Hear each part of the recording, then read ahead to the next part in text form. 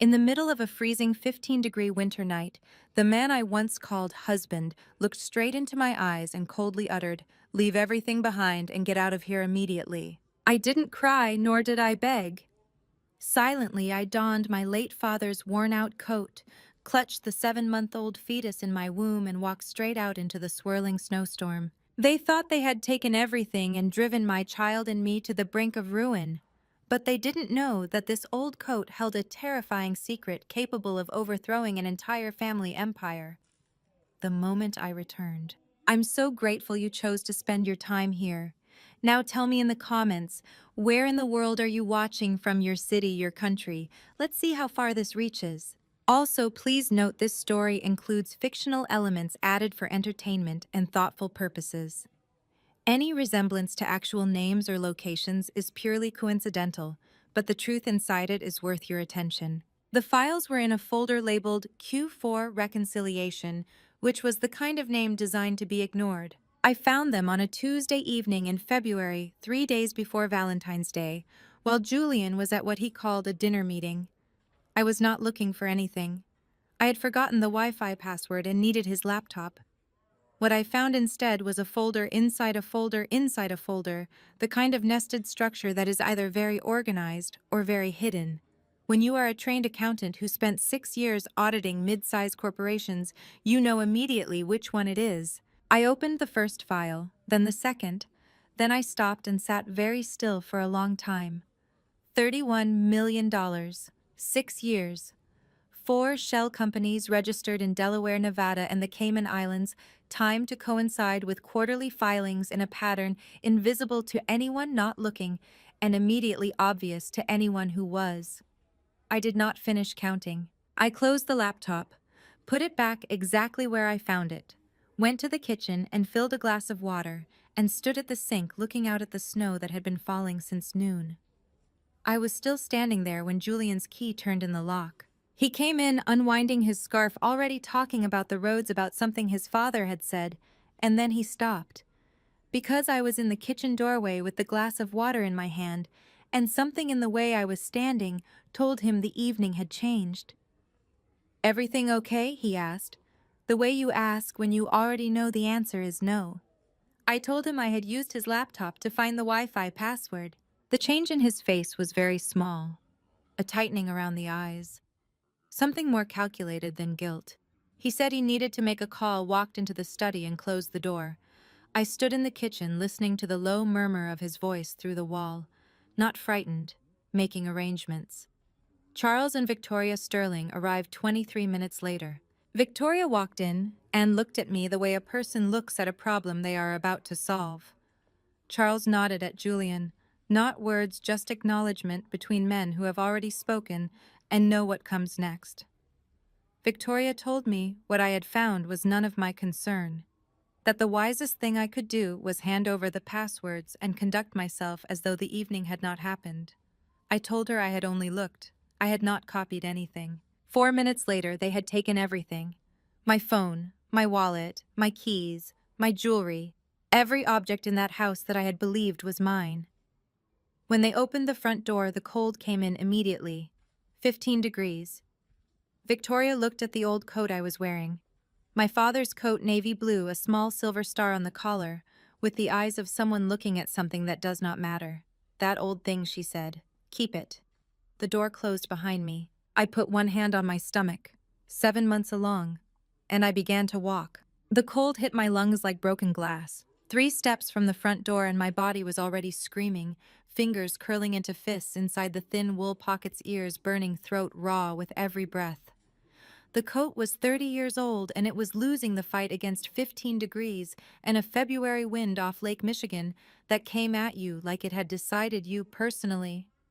But my father had given it to me before he died. So I walked. My mind drifted back to 20 years ago, 3 months before my wedding. He had called me into the kitchen of the small house on Cranfield Avenue where I grew up, the house with the crooked back step and the radiator that clanked every night at 2 in the morning like it was trying to tell you something. He was standing at the counter with the coat folded over his arm, smiling the way he smiled when he was proud of something but did not want to make a production of it. "Dad," I said, laughing, "that thing is ancient." 30 years old, he said, completely unbothered. "Good wool doesn't age, it just gets honest." He held it out. "I took it because you did not refuse things Arthur Vance offered you with that particular look on his face. The look that meant this mattered even if he wasn't going to explain why." I turned the coat over and noticed the star on the collar. 5-point silver thread so small you would miss it if you weren't looking. "What's this?" I asked. He touched it gently with one finger. "So the right people will know," he said. "Know what?" He held the coat open for me to slip my arms in, and when I turned around, he put both hands on my shoulders and squeezed once firm, certain. "It will be necessary," he said. "Just that." I laughed out loud. "Daddy, you're being dramatic." He grinned wide and warm, the grin that crinkled the corners of his eyes. "Maybe," he said. "Wear it anyway." 8 months later, he was gone, killed in the line of duty. A report that explained very little, a funeral that answered nothing, and 20 years of questions that nobody in any official capacity ever saw fit to address. Now walking through February snow with the wind finding every gap in 30-year-old wool, my chest ached in a way that had nothing to do with the cold. I pressed my hand harder against my stomach. The baby pushed back alive, warm, furious in her small way at being moved through a storm at this hour. Hot tears burned down my cheeks and froze before they reached my jaw. I was crying so hard my ribs hurt, grief and rage and exhaustion arriving all at once, with nowhere left to go.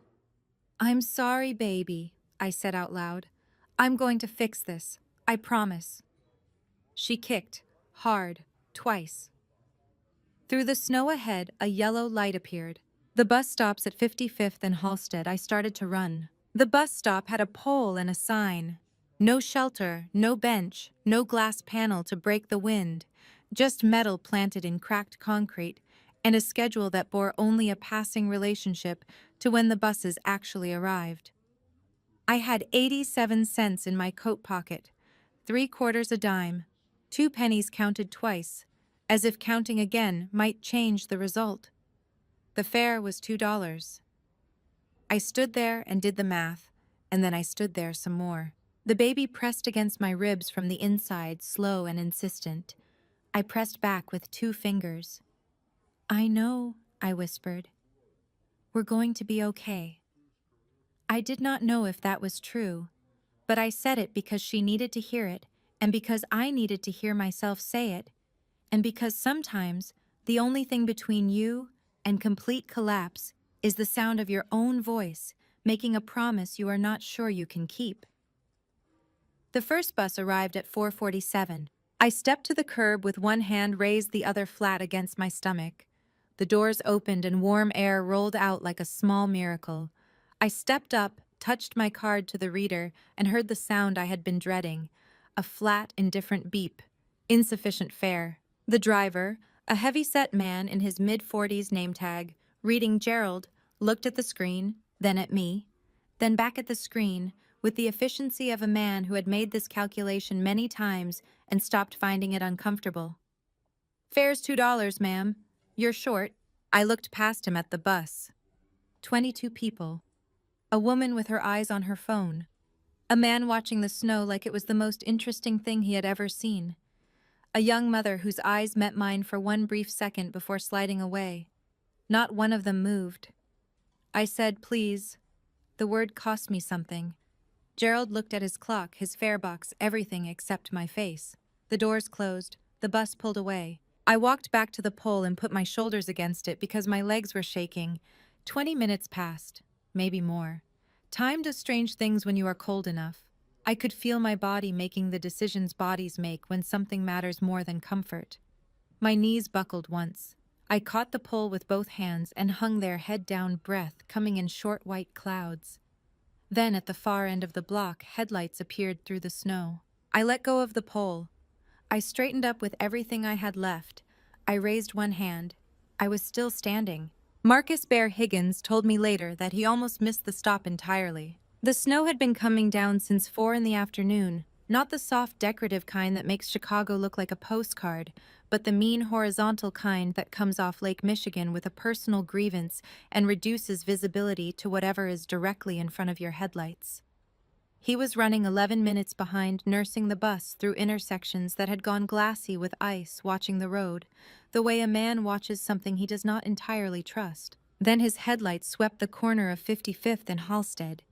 He told me it was not me he noticed first. It was the light.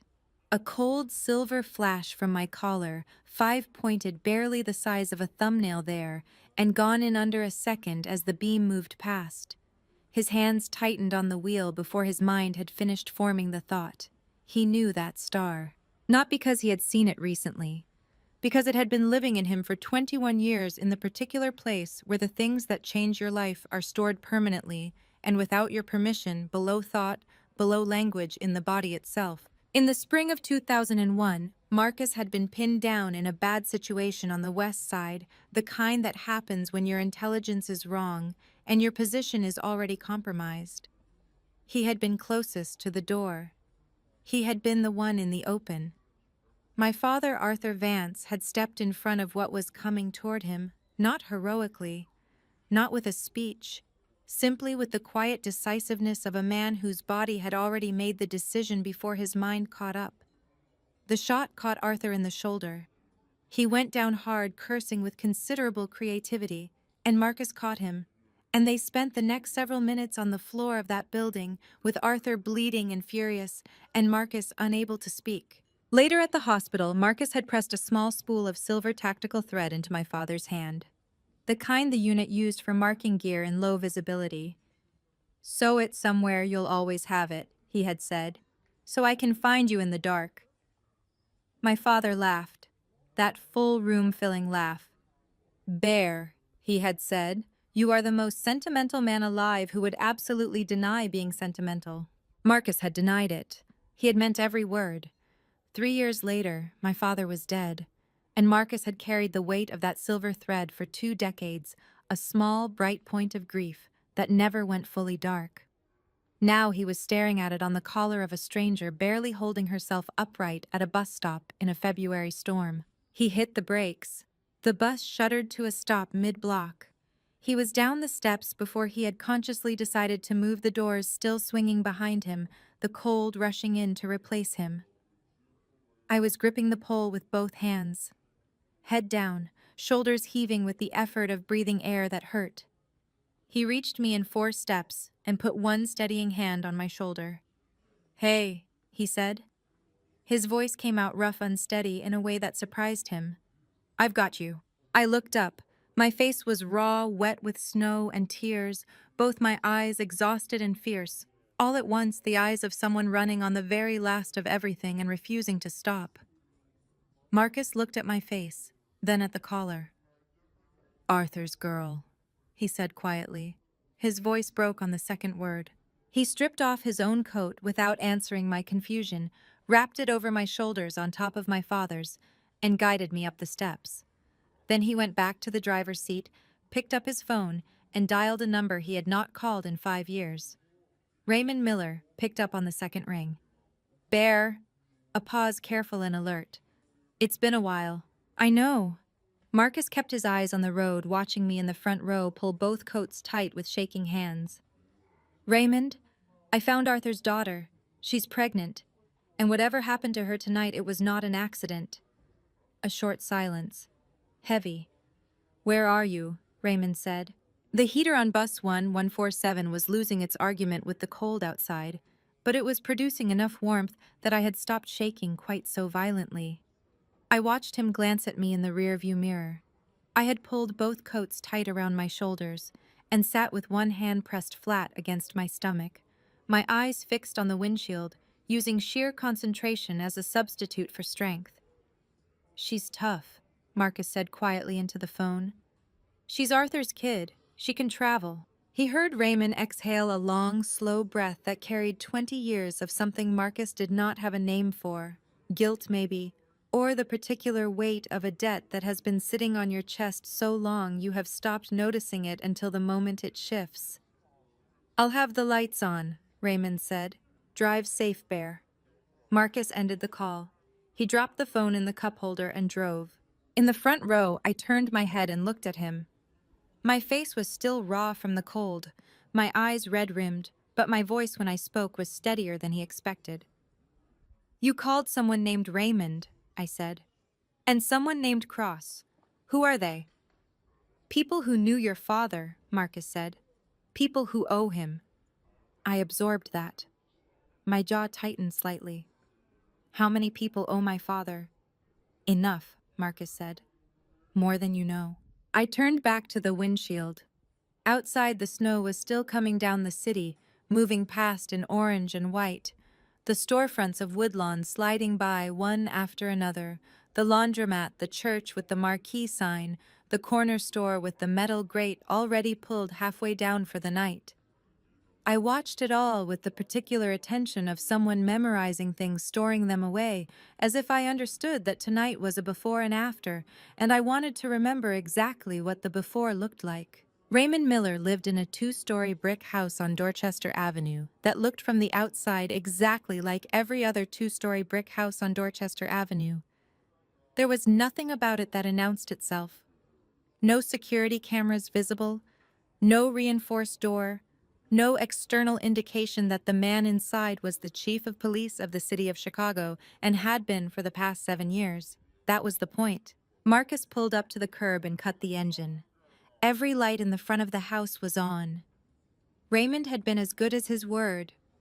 Before Marcus could get out of his seat, the front door opened. Raymond Miller was 60 years old, broad-shadowed with close-cropped gray hair, and the kind of face that had been serious for so long it had forgotten it had another setting. He was wearing a sweater and slacks, which meant Marcus had caught him at home for the first time in possibly years, and he was already moving down the front steps. Before the bus doors opened, his breath making clouds in the cold air, his eyes going immediately to me in the front row. Marcus helped me down the steps. I moved carefully, one hand on the railing, the other on my stomach, and when my feet hit the sidewalk, I straightened up and looked at Raymond with an expression that was equal parts exhaustion and wariness, the look of someone who had run out of reasons to trust people tonight, but had not yet run out of need. Raymond stopped at the bottom of his steps. He looked at my face. Then his eyes dropped to the coat, to the collar, to the small silver star barely visible beneath the folds of Marcus's coat, still wrapped around my shoulders. Something happened to Raymond Miller's face then that Marcus had never seen happen to it before. The seriousness did not leave it, never left. It was architectural load-bearing, but something beneath it shifted, cracked open just slightly, like light coming through a wall you thought was solid. Raymond's eyes went bright. He pressed his lips together hard. His hand came up and gripped the porch railing, knuckles going pale. "Raymond," Marcus said quietly. Raymond nodded once, sharp, getting himself back. He cleared his throat and looked at me directly. "My name is Raymond Miller," he said. "I was your father's commanding officer for 4 years and his friend for 11. I should have done more to protect him." His voice was rough at the edges, scraped down to something honest. "I am going to spend whatever time I have left making sure that debt gets paid. Starting tonight, please come inside." I stared at him. My chin trembled just once before I locked it down. My eyes went glassy and furious at the same time, the way eyes get when a person is fighting with everything they have not to fall apart in front of strangers. "My father is dead," I said. My voice cracked on the last word like a bone under pressure. "He's been dead for 20 years and nobody ever told me the whole truth about why." "I know," Raymond said. He did not look away. "Come inside. I'll tell you everything. All of it. Tonight." I looked at him for a long moment. Then I looked at Marcus. Marcus gave me the smallest nod he had. I walked up the steps. The inside of Raymond Miller's house smelled like coffee and old wood and something underneath both of those things that I could not name until I sat down at his kitchen table and realized it was the smell of a place where serious people had sat and had serious conversations for a very long time. The kitchen was plain. A table, 4 chairs, a window above the sink that looked out onto a backyard buried in snow. On the wall beside the refrigerator, A photograph 8 men in tactical gear squinting into a sun I could not see somewhere that looked flat and hot and very far from Chicago. I found my father in the back row before Raymond finished pouring the coffee. Third from the left, younger than I ever knew him, grinning like he had just won something. My throat tightened so sharply it hurt. Dr. Jonathan Cross, a lean, quiet man in his 60s with steady hands and the unhurried manner of someone who had seen enough emergencies to know that panic was never the most useful response, had arrived 12 minutes after we did. He had checked my blood pressure, listened to the baby's heartbeat with a small handheld device he pulled from a worn leather bag, and told me in a calm, measured voice that everything looked stable, that I needed warmth and fluids and rest, and that the baby was, in his professional opinion, extremely unimpressed by the evening's events, but otherwise perfectly fine. I had laughed at that. A short, broken sound, more air than humor, but it had loosened something in my chest that needed loosening. Now Cross sat at the end of the table with his coffee, and Marcus sat to my left, and Raymond sat across from me with his hands wrapped around his mug, and the photograph on the wall behind him, and I looked at all three of them and said, "Tell me." Raymond set his mug down. "Charles Sterling ordered your father's death," he said. No preamble, no softening, just the words placed on the table between us like something heavy being set down after a long carry. 20 years ago, your father was building a case against Sterling's real estate operation, land seized from public housing developments laundered through city contracts connected to 3 aldermen and a federal judge. It would have been the biggest corruption case this city had seen in 30 years. I stared at him. My hands were flat on the table. I could feel my own pulse in my palms. "Sterling found out," Raymond continued. "He paid a crew to set up the ambush. It was made to look like a routine operation gone wrong. Wrong intelligence, wrong location, wrong outcome." His jaw tightened. "It was not wrong. It was designed. You knew?" My voice came out sharp enough to cut. "You knew this and you didn't." "I suspected," Raymond said, and the word landed like a confession. His eyes did not flinch from mine, but the pain in them was real and old and not recently acquired. "I suspected, and I could not prove it. And by the time I had enough to move on, the evidence had been managed, and the witnesses had been managed, and Arthur had been dead for 4 years." He paused. "That is not an excuse. It is an explanation. I know the difference." My eyes were burning. I pressed the heels of my hands against them hard, absolutely refusing to cry in front of these men right now. There would be time for that later. There would be oceans of time for that later. Right now, I needed to hear all of it. "Julian," I said. "Tell me about Julian." Marcus made a sound beside me, low, involuntary, the sound of a man who already knows the answer to a question and does not enjoy it. Raymond nodded slowly. "The Sterling family knew who you were before Julian ever spoke to you. Charles Sterling identified you as a potential liability when you were 24 years old and started working in financial audit. He was concerned that you might eventually develop the skills and the access to find what your father had found." He folded his hands on the table. "Julian was instructed to get close to you, to monitor you, to ensure that if you ever came close to anything dangerous, it could be contained." The word contained went through me like a cold wire. "He didn't love me," I said, not a question. Not really. More like saying something out loud that I had known in my body for longer than I had known it in my mind. "I don't know what Julian feels," Raymond said carefully. "I know what Julian did.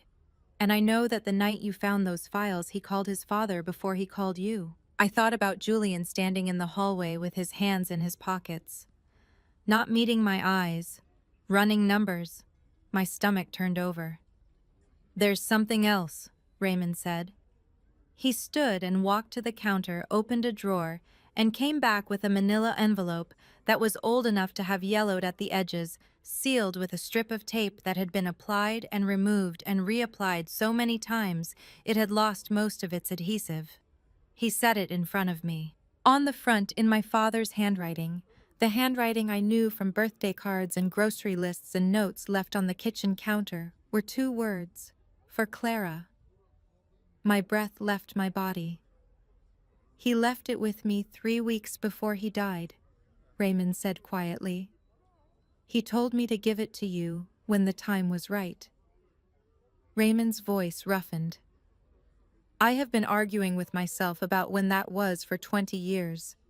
I think tonight qualifies. My hands were shaking as I picked up the envelope. Shaking badly, trembling in a way I could not control, and I did not try to control it because some things deserve to be felt completely. I broke the seal. Inside was a single folded sheet of paper and a small USB drive. I unfolded the paper. Clara, it began in his handwriting, and I had to stop and close my eyes for 3 full seconds before I could continue. If you are reading this, then the thing I was afraid of has happened. I am sorry I could not protect you from it. I tried to prepare you for it instead. The numbers on the drive are the foundation. You will know what to do with them.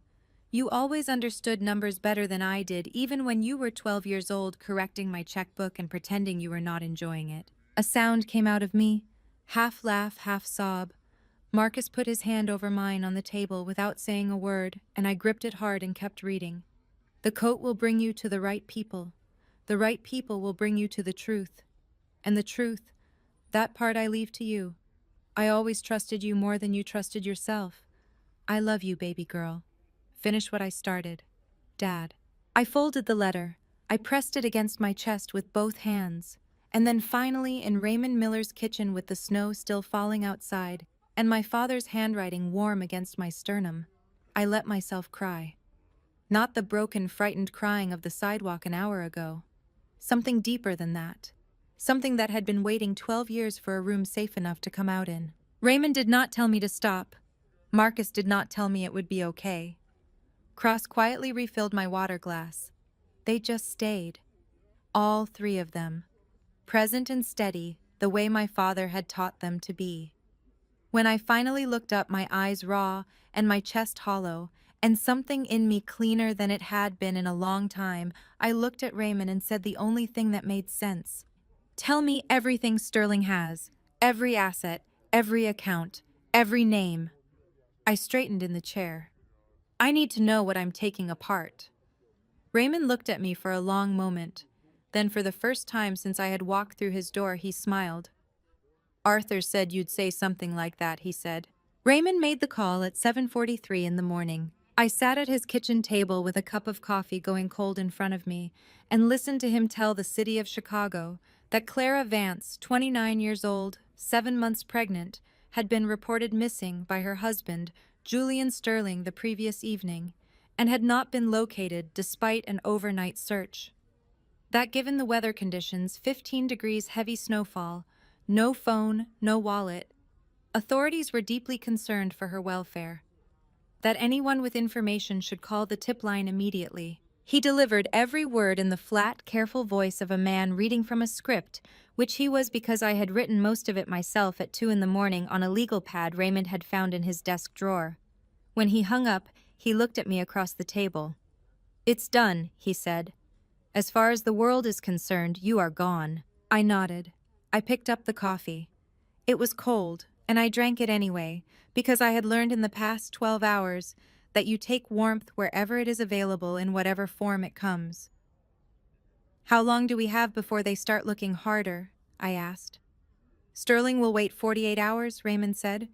Charles is cautious. He'll want confirmation before he moves the assets. He won't believe you're really gone until he has reason to. Then we have 48 hours to give him reason, I said. Marcus, who had been leaning against the kitchen door frame with his arms crossed and the expression of a man doing calculations he did not entirely like, cleared his throat. Clara, you just had the worst night of your life. The baby is fine, but you are not fine. Cross said you need rest. Cross said I need rest and fluids, I said. I've had fluids. I'll rest when Sterling is in a federal holding cell. I looked at Marcus steadily. You told me my father trusted you. Prove it. Help me. Marcus looked at Raymond. Raymond looked at the ceiling. Then Marcus uncrossed his arms and said, What do you need? The answer to that question took 3 days to fully articulate and 2 weeks to begin executing, but the first piece was simple. I needed to get inside Sterling Enterprises. The building was a 40-story glass tower in the West Loop with a revolving door and a security desk and a cleaning crew that came in every night at 10 and left at 6 in the morning. Raymond found me the contract company. Marcus drove me to the uniform supply store in Bridgeport, where I bought 2 sets of gray work clothes, a pair of rubber-soled shoes, and a baseball cap that I pulled low over my face. I dyed my hair the following Tuesday, dark brown, almost black, a shade so different from my natural color that when I looked in the bathroom mirror of Raymond's house, I genuinely startled myself. "You look different," Marcus said from the doorway. "That's the idea," I said. He handed me a pair of glasses with clear lenses and thick frames. "Cross found these. Said they'd change the shape of your face enough to matter." I put them on. I looked in the mirror again. The woman looking back at me was not Clara Vance, chief financial officer, wife of Julian Sterling, resident of a glass and marble house in Lincoln Park. She was nobody in particular. She was a woman in gray work clothes with dark hair and sensible shoes, who cleaned offices for a living and whom nobody looked at twice. The uniform was loose-fitting by design, the kind worn by workers who spent long shifts on their feet, forgiving enough in the cut that even at 7 months moving with purpose in dim corridor light, I could pass for someone who had simply gained weight. Nobody looks twice at the cleaning crew. That was the whole point of the cleaning crew. Good, I thought. Good. I started on a Wednesday. The first night I did nothing except learn the layout of the building, which corridors connected to which, where the cameras were positioned, which floors the security guard skipped on his rounds because they were always empty after midnight. The second night I located Julian's office on the 31st floor and spent 40 minutes going through his filing cabinets with gloved hands, finding nothing I did not already know. The third night I left the notebook. It was a Dollar Tree composition book, the kind that cost exactly $1, and came in packs of 3 with a black and white marbled cover that was completely unremarkable in every possible way. I had filled the first 12 pages with what appeared to any reasonable observer to be a cleaning employee's personal grocery lists and household budget notes, amounts in the $10 and $20 range, written in deliberately messy handwriting, the kind of record a person keeps when they are trying to make ends meet and tracking every dollar matters. What the numbers actually represented was something considerably different. Every figure on those pages was a coded reference to a Sterling shell company, a transfer amount, a date, or an account number from the USB drive my father had left me. Compressed, transposed, disguised as the most boring possible document in the most boring possible cover. A dollar store notebook sitting on the desk of a man who had never once in his life had to worry about whether he could afford groceries. I left it on the corner of Julian's desk at 12:47 in the morning, angled slightly toward the window, the way a person might leave something they intended to pick up later. Then I went to clean the 32nd floor and waited. At 1:15, Julian came in. He was not supposed to be there. He had not been there any of the previous 3 nights. But there he was, rumpled suit loosened tie, the slack-reddened face of a man who had been drinking steadily for several hours and had come back to his office for reasons that probably made sense to him at the time. I was in the corridor when I heard the elevator. I pressed myself back against the wall cart in front of me, head-down cap pulled low. Julian walked past me without a glance. His eyes were on his phone. He pushed open his office door, went inside, and I heard him drop into his chair with a long exhale that contained within it the entire weight of a man who had done something he could not undo and was only now beginning to understand what that cost. I waited. 3 minutes later, I heard him laugh. Short, contemptuous, the laugh of a man who has found something beneath his notice. I heard the soft thud of something being tossed aside. I counted to 60. Then I walked past his door, glanced in through the glass panel, and saw the notebook sitting on the edge of his desk, exactly where I had left it, slightly askew now from being picked up and dropped. Julian was at his computer, scrolling, absorbed, already forgetting he had touched it. I kept walking. I did not allow myself to smile until I was in the stairwell with the door closed behind me. Then I smiled so wide my face hurt, and I pressed my back against the cold concrete wall and put both hands on my stomach and whispered to my daughter, who was awake and kicking with what I chose to interpret as enthusiasm. Your grandfather was right, I told her. Numbers don't lie, and neither do men who think they've already won. At 6 in the morning, Marcus was waiting outside in the old Buick with the heat running. I got in. He handed me a coffee without speaking, which was one of the things I had come to appreciate most about Marcus Higgins. He understood that sometimes the most useful thing a person could do was hand you something warm and not ask questions until you were ready. Well, he said when I had taken 3 sips. I looked out the windshield at the pale gray morning, the city waking up around us, the Sterling building rising above the other rooftops, with its glass face catching the first flat light of a winter dawn. Sterling just signed the transfer papers, Raymond's text had said 40 minutes earlier. All of them. Every asset in your name is now in Julian's name. They think you're gone. I had typed back 2 words. Good. Continue. It's working, I told Marcus now. He nodded slowly, pulled into traffic. And the notebook. Julian thinks it's a grocery list, I said. Marcus was quiet for a moment. Then very quietly he started to laugh, a low rolling sound that filled the car and fogged the windows slightly, and was, I realized, the first time I had heard him laugh since the night he pulled me off that bus stop pole. It was a good sound. It sounded like the beginning of something. My baby came 6 weeks early on a Tuesday at 3:17 in the morning, and she announced her arrival the way she would apparently announce everything, thereafter loudly, decisively, and on a schedule that suited nobody but herself. I had been asleep on the narrow bed in the back room of Raymond's house when the first contraction hit, and it hit with the particular ferocity of something that had been waiting patiently for the right moment, and had decided at 3 in the morning in the middle of February that this was it. I sat up so fast I knocked the water glass off the nightstand. It shattered on the floor. I did not care about the glass. "Marcus!" I shouted. My voice bounced off the walls of the small house with a force that surprised even me. "Marcus, I need Cross right now." There was a thud from the room across the hall. Marcus moving faster than a man his size had any right to move, and then he was in the doorway in a sweatshirt and socks, taking one look at my face and reaching for his phone simultaneously. "How far apart?" he said. "I don't know. They just started, but they are not gentle about it." I stopped as another one rolled through me, white-hot and insistent, and grabbed the bedpost with both hands and squeezed until my knuckles went pale. "Call Cross," I managed through my teeth. "Call him now." Marcus was already dialing. Dr. Jonathan Cross arrived in 19 minutes, which, given the road conditions and the hour, was either a miracle or evidence that he had been sleeping in his car.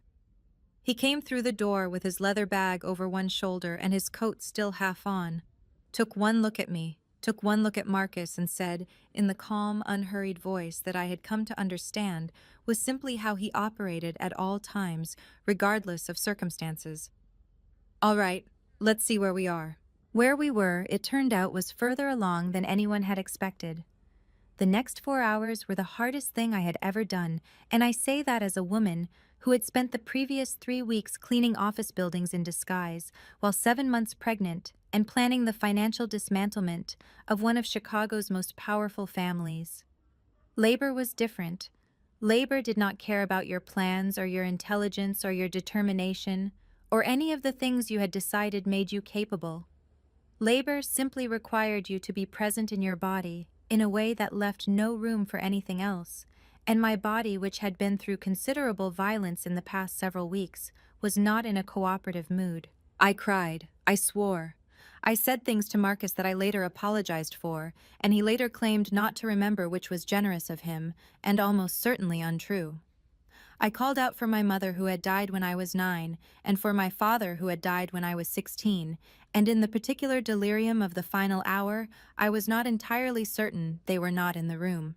Cross delivered her at 7:41 in the morning. She was small, 6 pounds 2 ounces, which Cross said was excellent for 6 weeks early, and she had a full head of dark hair and her grandfather's nose, and the loudest cry I had ever heard from something that size. And when Cross placed her on my chest, I stopped breathing for a full 3 seconds. "Hello," I whispered. My voice had nothing left in it. It came out scraped and raw and completely inadequate for the occasion. "Hello, I'm your mother. I'm so sorry about last night." She stopped crying, just for a moment, as if she had heard me and was considering her response. Then Cross's voice changed. Not dramatically, just a shift in register, a tightening of efficiency that I recognized from my days auditing companies in trouble. The sound of someone who has found a problem and is already moving to address it before they finish identifying it. "Marcus," he said. "I need Raymond. Now." I looked up. Cross was checking the baby with rapid, practiced hands, his face composed, but his eyes moving fast. "What's wrong?" My voice came out sharp, the exhaustion burning off instantly. "What's wrong with her?" "Her color isn't where I want it," Cross said. "She needs blood. It's precautionary, but it's not optional." He looked at me directly. "Her blood type is Rh null. Do you know what that means?" I knew what it meant. I had audited a hospital system 3 years ago and had read enough pathology reports to understand that Rh null was the rarest blood type in the world, fewer than 50 known donors globally, and that finding a match in an emergency was not a matter of calling the blood bank. My heart dropped through the floor. "How do we find a match?" Marcus demanded from the corner, his voice tight with controlled fear. "Raymond can call." "I'm already here," the voice came from the doorway. The woman standing there was in her mid-50s, silver-haired, wearing a coat she had not yet taken off and carrying a bag that suggested she had packed for the possibility of staying. She had the posture of someone who had spent decades in rooms where decisions were made and had long since stopped being impressed by the weight of them. Her eyes went to the baby first, then to me, then to the coat folded on the chair beside the bed, to the collar, to the star. And something in her face went very still in the way that faces go still when they encounter something they have been expecting for a long time. "My name is Evelyn Stone," she said, already removing her coat and rolling up her sleeve. "I am a federal judge. I have Rach Null blood, and Arthur Vance stood in front of a bullet for me in 1998. She looked at Cross. "Tell me what you need." Cross stared at her for exactly 1 second. Then he moved. 20 minutes later, Evelyn was sitting in the chair beside my bed with a bandage on the inside of her elbow, watching Cross monitor the baby with the focused, proprietary attention of someone who had just made a personal investment in the outcome. The baby's color was improving.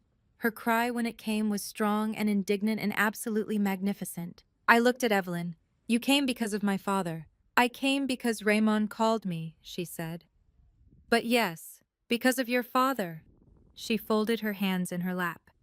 "He was the first person in 20 years of courtrooms and cases who I genuinely believed was trying to do the right thing with no calculation behind it.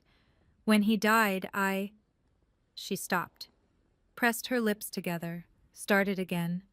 "I have been waiting for a way to be useful ever since." I looked down at my daughter. At her dark hair, her closed eyes, her small fists curled against her cheeks, like she was ready to fight something even in sleep. "Zora," I said quietly. The name I had chosen months ago alone without telling anyone, because it meant life, and because it belonged to a woman who had spent her life telling the truth when the world preferred comfortable lies. "Her name is Zora." Evelyn looked at her. A slow smile crossed her face, the kind that comes from somewhere deep and does not need an audience. "Your grandfather never got to meet you," I whispered to my daughter, my voice dropping to something only she could hear. "But he made sure you would be safe. He made sure all of this would be here when you needed it." My chest ached with a fullness that had no clean name. Now I have to make sure the people who took him from us can never do this to anyone else. Zora opened her eyes. Dark, unfocused, ancient-looking, the way all newborn eyes are ancient-looking, as if they have just come from somewhere with a longer memory than the world they have arrived in. She looked at me like she already knew everything, and was simply waiting for me to catch up. "Before I go any further, drop a 9 in the comments so I know you're still here with me. Because what Clara is about to do next, nobody saw it coming. And just so you know, the story ahead contains some fictional elements woven in for depth and meaning. If that's not for you, this is your moment to step away. But if you stay, it gets so much better. 7 months is not a long time to build something that is meant to last.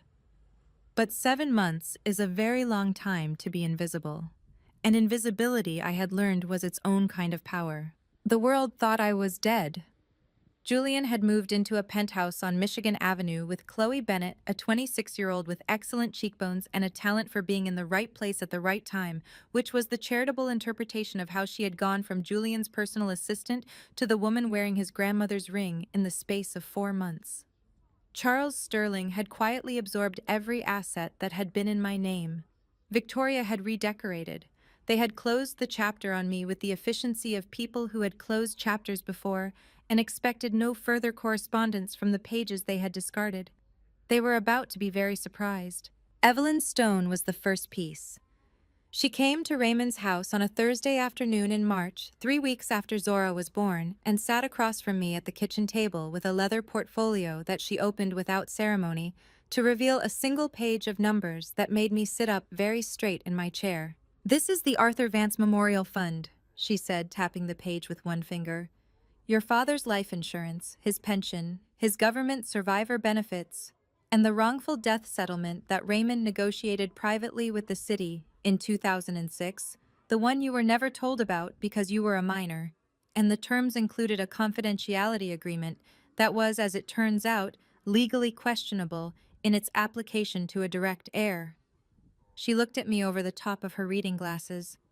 "I have been managing this money for 19 years, investing it conservatively, reinvesting the returns, keeping it clean and legal, and completely documented." She slid the page toward me.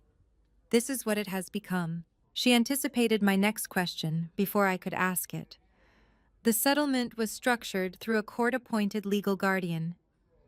After your father died, you were 16, and Raymond made the decision to shield the funds from any party connected to Sterling until you were old enough and positioned to use them safely. By the time you reached the majority, you had already moved into Sterling's orbit." She paused. "He waited too long. He knows that.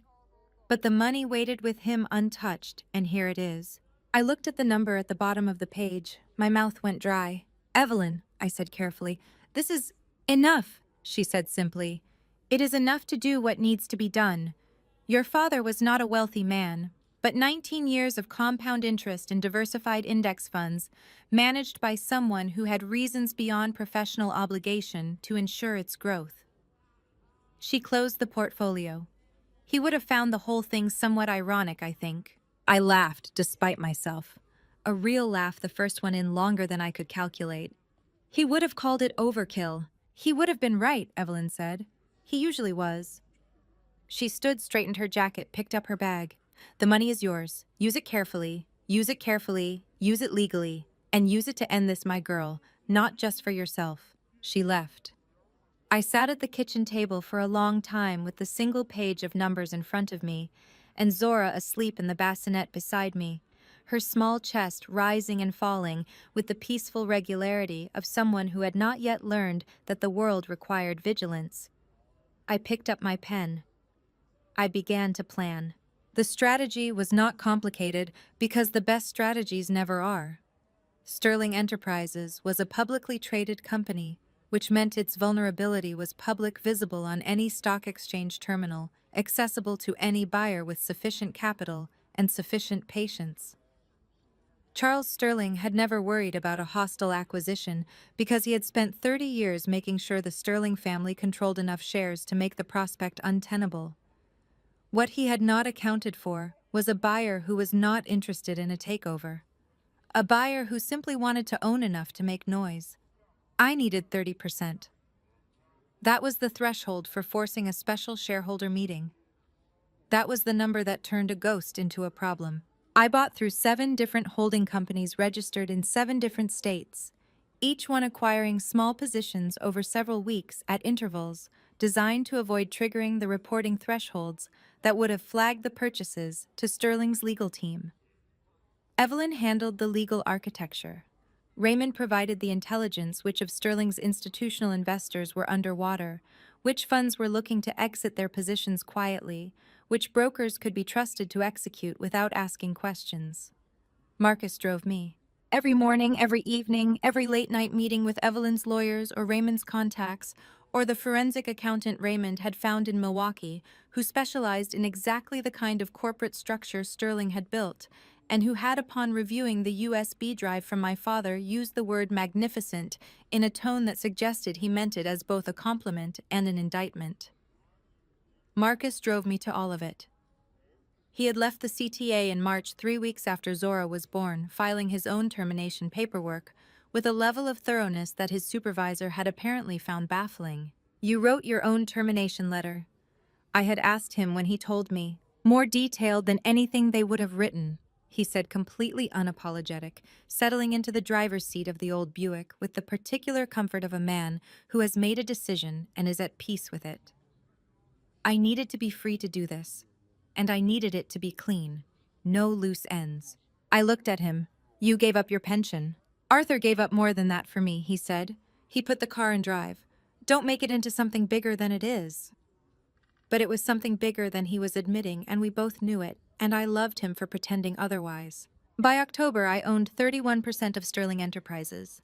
I knew the exact moment Charles Sterling found out because Marcus and I were sitting in the Buick outside a coffee shop on Wabash Avenue when my phone buzzed with a Google alert, my own name attached to a news aggregator that Raymond had set up to monitor Sterling's media mentions. The alert was a filing, a required SEC disclosure triggered by the 30% threshold. Route Victory Foundation, LLC, had acquired a material position in Sterling Enterprises. The filing was dry and technical and absolutely required by law. I read it twice, then I showed it to Marcus. He read it. A slow smile spread across his face. Not the big rolling laugh from the car 3 months ago, but something quieter and more dangerous. The smile of a man watching a chess piece arrive exactly where it was supposed to be. "He knows," Marcus said. "He knows," I agreed. My phone buzzed again. A different alert, a photograph pulled from Sterling's corporate social media. Charles Sterling at a board meeting taken that morning. He was standing at the head of a conference table with his phone in his hand, and even in the low resolution of a social media photograph, even at a distance and through glass, the expression on his face was unmistakable. He was not angry, not yet. He was something worse than angry. He was afraid. "Good," I said quietly. I put the phone in my pocket. Through the windshield, the Sterling building caught the October light and threw it back in long gold strips across the street below, indifferent and gleaming exactly as it had always been, not for much longer. "Drive," I told Marcus. "We have work to do." I did not need to destroy Julian Sterling. I just needed to introduce him to Chloe Bennett and then get out of the way. Chloe was by any objective measure extremely good at being Chloe. She was 26 years old, relentlessly photogenic, and possessed of the particular intelligence that expresses itself not in the accumulation of knowledge, but in the reading of rooms. She understood immediately what a situation required of her, and delivered it with a precision that other people mistook for charm. She had been Julian's personal assistant for 14 months before I was pushed out into the snow, which meant she had been in that role for approximately 8 months, before Julian started looking at her the way men look at things they have decided they want and have not yet decided how to acquire. I had known about Chloe before the night of the files. I had chosen not to care, because caring would have required a level of emotional investment in Julian that I had quietly stopped making sometime around our 2nd anniversary, when I realized that the man I had married and the man who existed were not the same person and never had been. What I had not known until Raymond's contacts began compiling information in March was the precise shape of Chloe's ambition. She wanted money. She wanted status. She wanted to move through the world in the way that very wealthy women move, with the specific ease of people for whom doors open before they reach them. Julian was a vehicle for all 3 of these things, and Chloe had strapped herself into that vehicle with the focused determination of a woman who intended to arrive at her destination regardless of what happened to the driver. This made her, from my perspective, extraordinarily useful. The intermediary was a woman named Patricia Osei. A financial consultant Raymond knew from his days on the Joint Task Force, sharp and discreet, and motivated by a fee that Evelyn's lawyers had structured as a legitimate consulting engagement. Patricia's job was simple. She would approach Chloe through a mutual contact in the real estate world, establish a casual professional relationship over the course of several weeks, and then, at the appropriate moment, mention as if in passing, as if it were merely gossip between colleagues, that she had heard from a source at the SEC that certain Sterling Enterprises subsidiaries were about to become the subject of a regulatory review that could result in their assets being frozen pending investigation. Patricia delivered this information on a Wednesday evening over drinks at a bar in River North. I know exactly how Chloe reacted, because Patricia, who had been doing this kind of work for 15 years and had learned the value of documentation, was wearing a recording device. Frozen. Chloe's voice on the recording was sharp, immediate, all the practiced warmth stripped away in an instant. Which subsidiaries? The ones in the Nevada and Delaware registrations, from what I understand. Patricia said, her voice carefully casual. I could be wrong. I probably shouldn't even be saying this. No, which ones specifically? Patricia named 7 companies. They were the 7 companies that represented the core of Sterling's liquid operating capital, the ones through which Julian moved money most frequently, the ones whose assets, if transferred out of Julian's name before any regulatory action, would represent a significant personal windfall for whoever held them. There was a pause on the recording that lasted 4 seconds. 4 seconds during which I imagined Chloe doing the same kind of rapid financial calculation that I would have done, that my father would have done, that anyone with a working understanding of asset protection would have done. Thank you, Chloe said. Her voice had changed again, smoother now. Deliberate, the voice of a woman who has made a decision and is already 3 steps into executing it. This has been really helpful. The drinks ended shortly after that. Chloe called her personal lawyer from the cab on the way home. I know this because Raymond had the cab company's records, which showed the call duration at 11 minutes and 40 seconds, long enough for a preliminary conversation about asset transfer mechanisms and the timeline for drafting transfer documents. She moved fast. I had expected that. What I had slightly underestimated was how fast. Within 48 hours, she had the documents prepared. Within 72, she had presented them to Julian. Marcus was parked outside the penthouse on Michigan Avenue when it happened. He did not see the conversation. He was in the car, not in the room, but he saw Julian's face when Julian came out onto the balcony at 9:30 in the evening with a glass of scotch, and stood there for a long time, looking out at the lake with the particular stillness of a man who has just signed something and is not entirely sure why. She told him the transfer was protective. Raymond told me afterward, relaying what his source inside the Sterling legal office had reported, that she was looking out for both of them, that it was temporary just until things stabilized. Raymond paused. Julian believed her. Of course he did, I said. Julian believes the story that requires the least self-examination. 3 days later, Charles Sterling's financial team ran their quarterly review and discovered that 7 of the company's most critical operating subsidiaries had been transferred out of Julian's name and into Chloe Bennett's personal holding company. Charles Sterling called Julian at 11:47 in the morning. Marcus told me about this call because he happened to be outside the building when Julian came out 30 minutes afterward, and the state of Julian's face told its own story. He was pale, not the ordinary pale of a man who has received bad news, but the specific bloodless pale of a man whose body has redirected its resources away from his face, because it has determined that other systems currently require them more urgently. His hands were shaking. He walked to the corner and stood there for a moment with his hands pressed flat against the side of the building, as if he needed it to hold him up. Then he got in a cab. The cab went to Chloe's apartment building on Dearborn Street.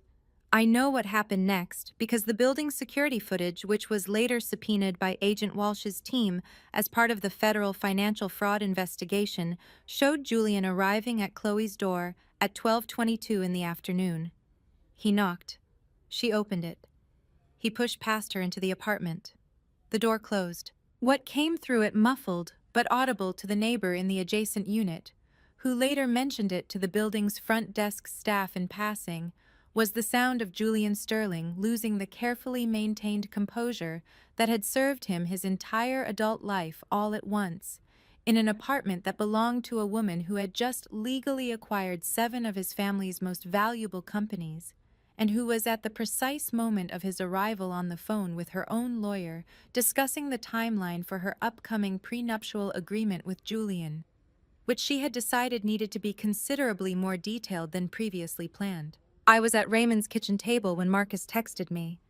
Julian just went into Chloe's building, face like he swallowed something alive.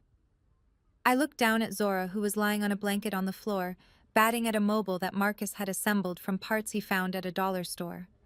It was already October. She was 8 months old now, growing stronger every day, while our trap quietly closed around the Sterlings. She had recently discovered that making noise produced reactions from the adults around her, and had decided this was the most entertaining thing in the world.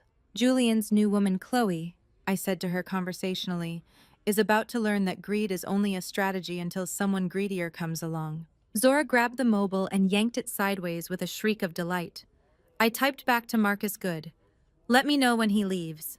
Then I picked up my daughter, who smelled like baby shampoo, and the particular warmth of someone who has been sleeping somewhere safe, and held her against my chest, and felt for the first time in 8 months something that was not strategy or planning or controlled forward motion, but something simpler and more animal than all of those things. Satisfaction. Julian found me on a Tuesday in October. I had been expecting him for 3 weeks. The recording device had been ready for 6. It was a small thing disguised as an analog clock, the kind with a white face and black numbers that you can buy at any pharmacy for $12, the kind so ordinary that it becomes invisible the moment it is placed on a surface because the eye slides past ordinary things in search of something worth noticing. Raymond had sourced it. Cross had tested it. It transmitted in real time to a server that Evelyn's legal team had arranged with the FBI's Financial Crimes Division, which had been building its own case against Sterling Enterprises for 4 years, and had been waiting. Raymond told me for exactly the kind of corroborating evidence that a scared man talking too much in a hospital room might provide. Evelyn had secured a Title III judicial authorization order 3 weeks earlier, which rendered the recording admissible under federal law, regardless of Illinois consent statutes. Everything that happened in that room would be clean documented and unimpeachable. I had placed it on the nightstand 3 weeks ago. Every morning I checked that it was still transmitting. Every night I went to sleep with the small red light blinking in the dark like a heartbeat. Marcus was outside the door. He had been outside the door every night for 8 months, and he would be outside the door tonight, and I trusted that the way I trusted very few things completely, without qualification, the way you trust the ground under your feet. I heard Julian in the corridor before he reached the room. Not his voice, he was not speaking yet, but his footsteps, which I had lived with for 3 years, and knew the way. You know, a sound that has been present in your daily life long enough to bypass conscious recognition and go straight to the body. A particular rhythm, a particular weight. My stomach tightened. I sat up in the bed, adjusted the blanket over my legs, and looked at Zora in the bassinet in the corner. She was asleep on her back with her arms flung wide in the absolute physical surrender of an 8-month-old who has had a full day and intends to recover fully from it. Her chest rose and fell. Her lips were slightly parted. I looked at the clock on the nightstand. The red light was steady. The door opened. Julian looked terrible. I want to be precise about this, because I had spent considerable mental energy over the past 8 months imagining this moment. And in most of those imaginings, Julian had looked polished and controlled, the way he always looked, the way his family had spent decades teaching him to look composed, expensive, impenetrable. The man who walked through my door looked like none of those things. His suit was good but wrinkled in a way that suggested he had been wearing it for too long. His eyes were red at the rims. There was a tension in his jaw that I recognized as the physical residue of too many difficult conversations and not enough sleep, and his hands, when he pushed the door shut behind him, were not entirely steady. "Good," said a cold, clear voice somewhere in the back of my mind. "Good. Let him feel some of it." He saw me. His face moved through several things quickly. Relief guilt.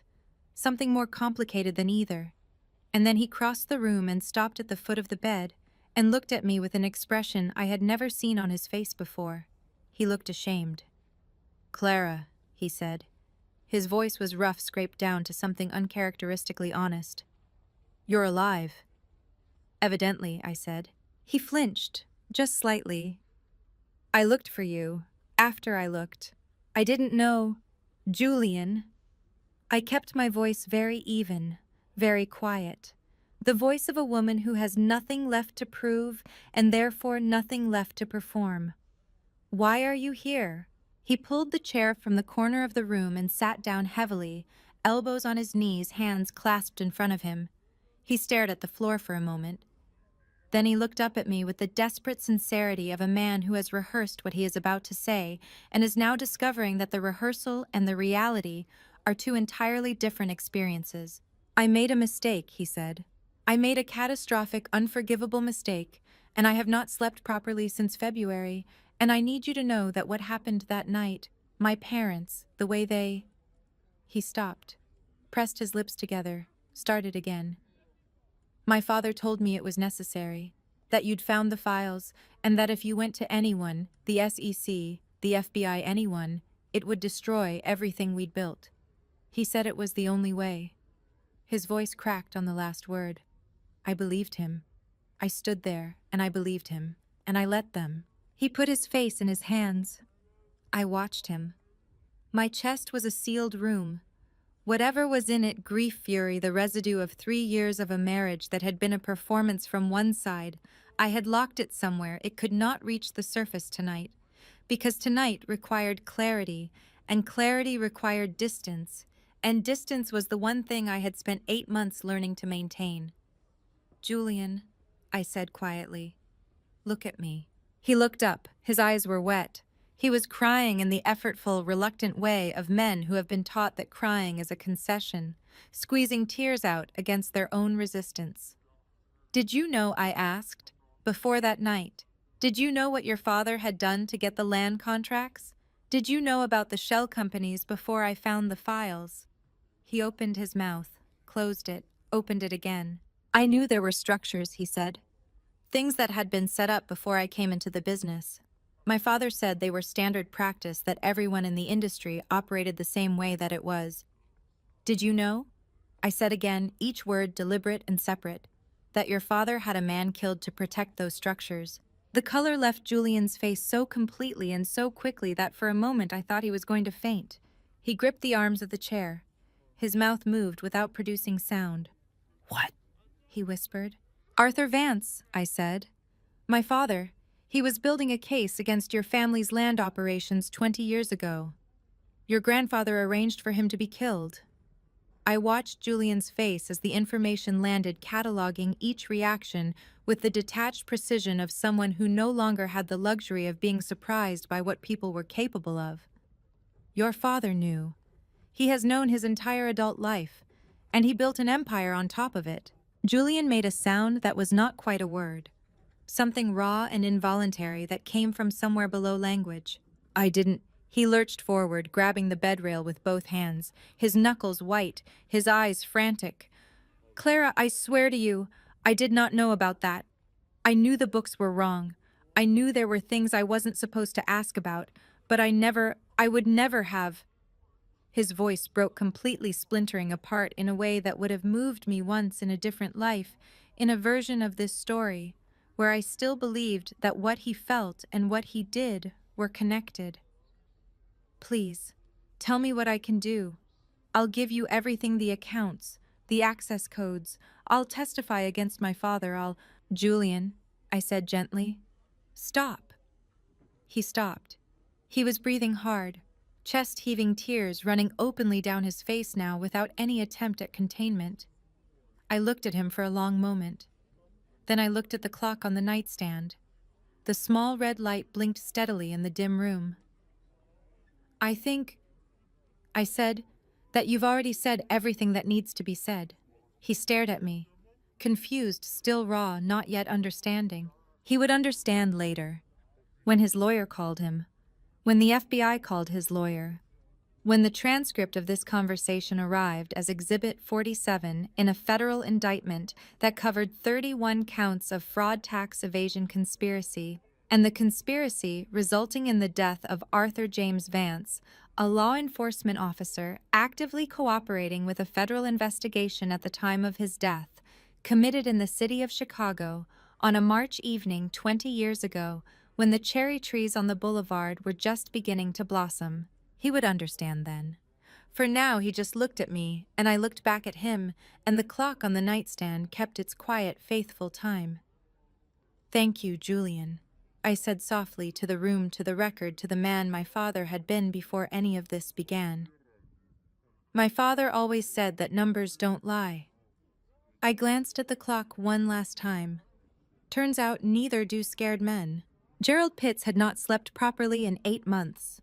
Not since the night he drove away from a woman standing in the snow with one hand on her stomach and 75 cents between her and the cold, and 18 people on a warm bus who had seen everything and done exactly what Gerald had done, which was nothing, which was the thing that cost nothing in the moment and everything afterward. He had told himself the usual things, that it was not his job, that the policy existed for a reason, that he had a schedule to keep and a record to protect, and 23 years on the job that he could not afford to compromise for one fare on one night on one route that nobody important rode anyway.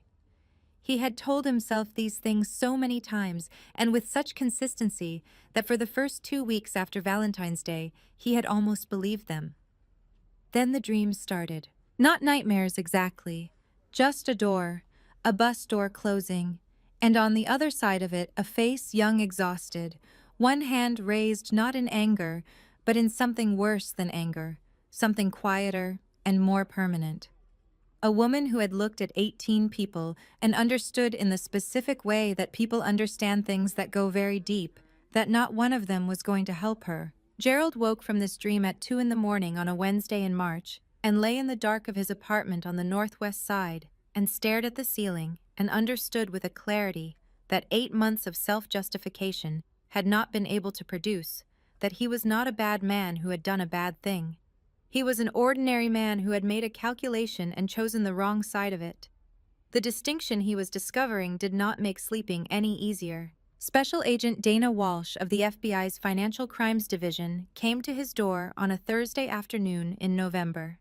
She was 40-something, compact, with the unhurried manner of someone who had learned that urgency, when performed, produces worse results than patience. She showed him her badge. She asked if she could come in. She accepted the offer of coffee and sat at his kitchen table with a notepad and a voice recorder and the particular quality of attention that makes a person feel, for better or worse, genuinely seen.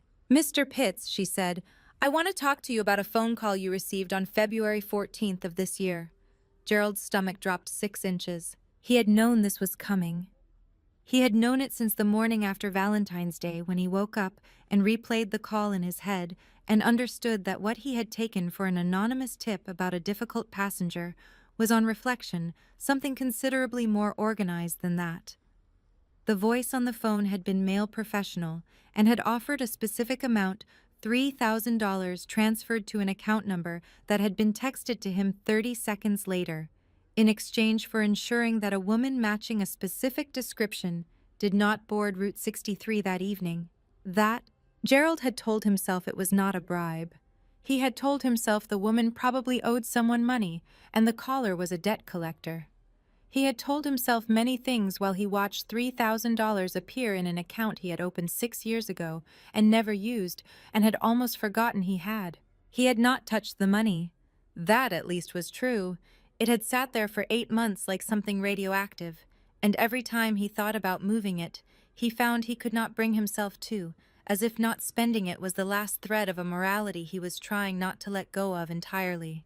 "I received a call," Gerald said now to Agent Walsh at his kitchen table with his coffee going cold in front of him and his hands folded on the tabletop to keep them from moving. "The evening of February 14th, a man called and told me—" He stopped, his jaw tightened. He made himself continue. "He told me to make sure a specific woman did not board my bus that evening. He described her. He transferred money to an account. Agent Walsh wrote something on her notepad. Her expression did not change. "Did you comply?" Gerald looked at his hands. "She tried to board," he said. "She was 75 cents short. I used the fare as the reason to deny boarding." He paused. "I knew she would have no way to dispute it. It was a legitimate rule. I used a legitimate rule to do something that was not legitimate." He heard himself say it and felt the specific, irreversible relief of a true thing finally leaving the body that has been holding it. Agent Walsh pushed a photograph across the table. It was a still from a security camera high angle, slightly grainy, the timestamp reading 9:47 p.m. on February 14th. It showed a marble foyer, a woman in an expensive coat, two security guards, and between them being steered toward a door, a younger woman in a plain coat with her arms wrapped around herself and one hand pressed flat against her stomach. Gerald looked at the photograph for a long time. He had not known that night that the woman at his fare box was the same woman in this photograph.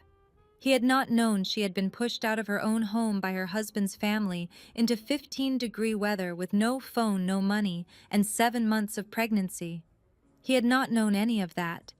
But he had known she was cold, he had known she was pregnant, he had known she was scared, and he had closed the door anyway.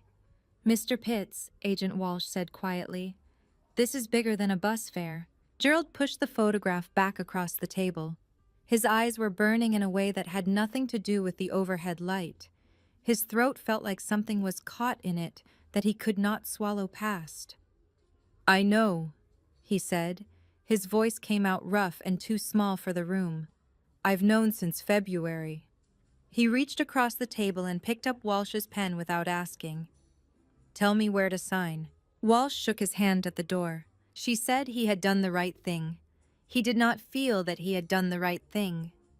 He felt that he had done the necessary thing, which was different, and that the gap between those two descriptions was a measurement of the 8 months he had waited to do it. He drove Route 63 that evening, the afternoon shift, the same route, the same stops, the same sequence of faces getting on and off in the early dark of a Chicago November. He drove it the way he had driven it for 14 years, efficiently, on time, without drama. When he reached 55th and Halsted, he pulled to the stop and opened the doors and let 3 passengers off and 2 on, and then before he closed the doors and pulled back into traffic, he looked out at the corner. There was a shelter there now. Glass panels on 3 sides, a roof overhead, a bench along the back wall, a light inside that made it look warm even from a distance. Root Victory Foundation had funded it. He had read about that in the community paper, along with the story of how it had come to exist, though the story in the paper was considerably less detailed than the truth. Gerald looked at the shelter for a long moment. At the bench inside it, where a woman was sitting with 2 grocery bags and a tired face waiting for the next bus in warmth and light, instead of standing in whatever the sky was doing. He thought about the woman with 75 cents. He thought about the door he had closed. He thought about the $3,000 still sitting in an account he had never touched, earning interest he would never use, waiting for a decision he had not yet made about what a person does with money they should never have accepted. He pulled the lever. The doors closed. The bus moved forward. He did not look at the clock. The Sterling legal team arrived at my last known address at 9 in the morning with a search warrant, 12 associates, and the confident energy of people who expected to find something. They left at 11:45 with nothing because nothing was there. I know the precise timeline because Raymond had a contact at the building management company who texted him updates every 15 minutes, and Raymond forwarded each one to me, and I read them at the kitchen table in the house on Dorchester Avenue, while Zora sat in her high chair eating mashed sweet potato, with the focused intensity of someone engaged in serious professional work. 9:02 team arrived. 12 people plus 2 evidence technicians. 9:47. They've been through every room. Nothing. 10:15. Lead attorney made 3 phone calls. Looked unhappy during all 3. 11:44. They're leaving. One of them kicked a wastebasket on the way out. I read the last message and set my phone face down on the table and allowed myself exactly 30 seconds of something that felt very much like joy before picking the phone back up and getting back to work. The evidence was not in the office. The evidence had not been in the office for 6 weeks. 6 weeks ago, Raymond had sourced 6 used medical transport vans, the kind operated by small private companies that contract with insurance providers to take elderly patients to dialysis appointments and follow-up visits, the kind of vehicles so unremarkable in the urban landscape that the eye categorizes and dismisses it in under a second. Each van had been fitted with a compact server unit bolted beneath the rear passenger bench, concealed behind the standard medical equipment storage panels that came with the vehicles from the factory. Each server held one encrypted partition of the total evidence archive, the shell company documentation, the transfer records, the forensic accounting analysis, the USB drive data, the recorded conversations, all of it divided into 6 portions that were meaningless in isolation and complete only when assembled. The vans ran their regular routes. Dialysis patients were transported to their appointments and home again. The servers hummed along beneath the bench seats, doing their quiet work, going nowhere, that any search warrant could follow, because search warrants require addresses, and the vans did not have addresses, they had routes, and the routes changed daily. Marcus had designed the system. He had spent 3 evenings at Raymond's kitchen table with a legal pad and a map of the city, working out the logistics with the methodical patience of a man who had spent 30 years thinking about how to move things safely through difficult terrain. When he presented it to me, I had looked at the diagram for a long time. "Bear," I said. "This is genuinely brilliant." He shrugged. "Arthur used to say the best hiding place is somewhere everyone can see." I thought about that. Then I thought about my father 20 years ago, hiding his evidence in a manila envelope in a police evidence room where it sat untouched for 2 decades because nobody knew to look for it. Not hidden in a safe, not encrypted on a server, just present in plain sight in a place so obvious that it became invisible. "He was right," I said. "He usually was," Marcus said, and picked up his coffee. By the time the Sterling lawyers were kicking wastebaskets in my empty office, I had already submitted the filing. 31%. The threshold crossed. The special shareholder meeting formally requested. Root Victory Foundation, LLC, registered in the State of Illinois nonprofit status mission statement, focused on community health transportation and legal aid services for underserved populations, had formally notified Sterling Enterprises Board of Directors that it was exercising its rights as a material shareholder to demand an extraordinary general meeting within 60 days. The filing was 3 pages long. It was written in the specific dry language of corporate governance that is designed to be boring and is, in fact, the most dangerous kind of language in the world because it looks like paperwork and functions like a weapon. Evelyn had reviewed every word. Charles Sterling's response was immediate and, according to Raymond's contact inside the Sterling legal office, extremely loud. He called an emergency board meeting the same afternoon the filing arrived. Raymond's contact, a junior paralegal who had been feeding information to Raymond for 4 months in exchange for assistance with a visa application that the Sterling firm had been inexplicably slow to process, reported that Charles had arrived at the conference room 14 minutes late, which had apparently never happened before in 20 years of board meetings, and that when he walked in, his face was the color of old concrete and his hands were balled into fists at his sides. "He threw the filing across the table," the paralegal texted Raymond. "Actually threw it. Papers went everywhere." Raymond forwarded the message to me with a single comment. "Rattled." I showed it to Marcus, who was driving me back from a meeting with Evelyn's lawyers on the north side. "Good rattled or bad rattled?" Marcus asked. "Rattled, rattled," I said. "The kind that makes people do things they wouldn't do if they were thinking clearly." Marcus nodded slowly. He changed lanes, checking the mirrors with the automatic thoroughness of someone who had spent decades watching what was behind him. "And Julian, I said, is a different problem." Julian had been a different problem since October, since the hospital room, since the night he had sat across from me and unraveled himself in front of a recording device. The FBI had been careful they had not moved, had not tipped their hand, had continued building the case with the patient architecture of a prosecution that intended to be airtight. Julian did not know he had confessed.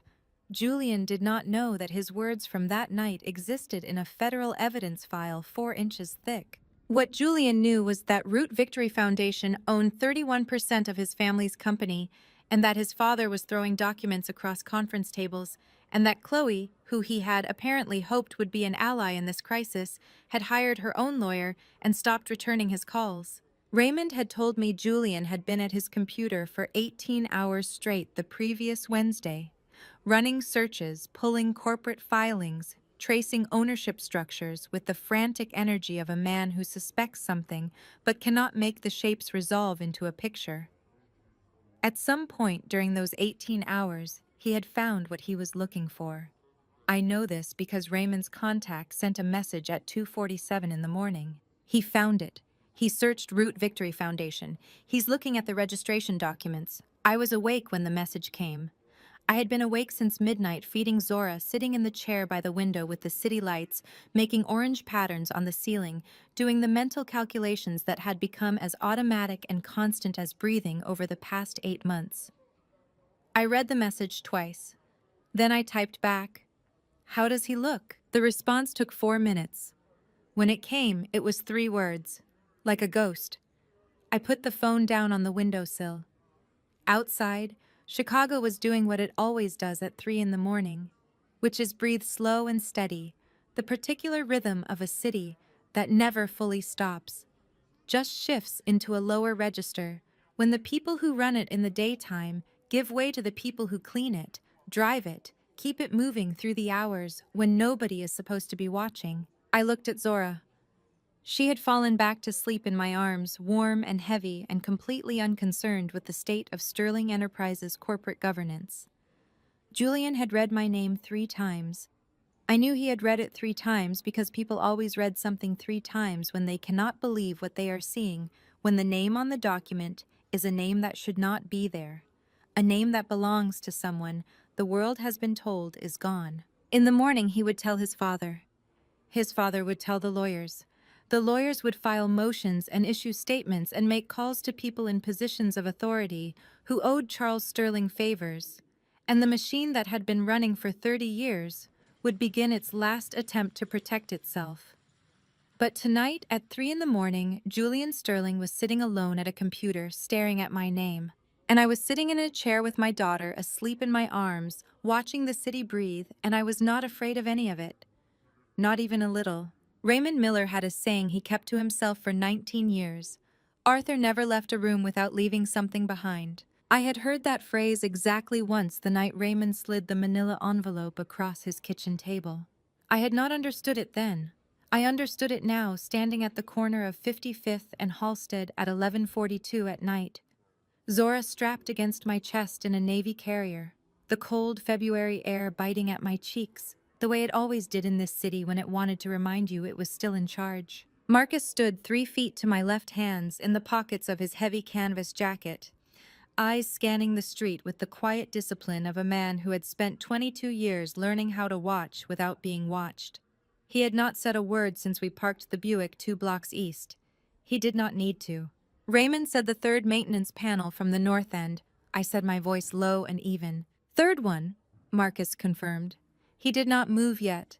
He watched a city bus roll through the intersection, its headlights sweeping the sidewalk, and waited until the taillights disappeared around the corner before he took a step toward the shelter wall. The bus stop at 55th and Halsted had been rebuilt 7 months earlier, funded in part by a Root Victory Foundation community infrastructure grant that Evelyn Stone had quietly approved through a city council subcommittee.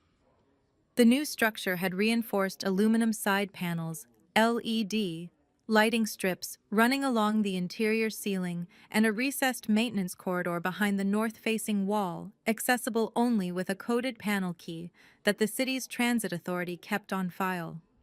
Raymond had a copy of that key.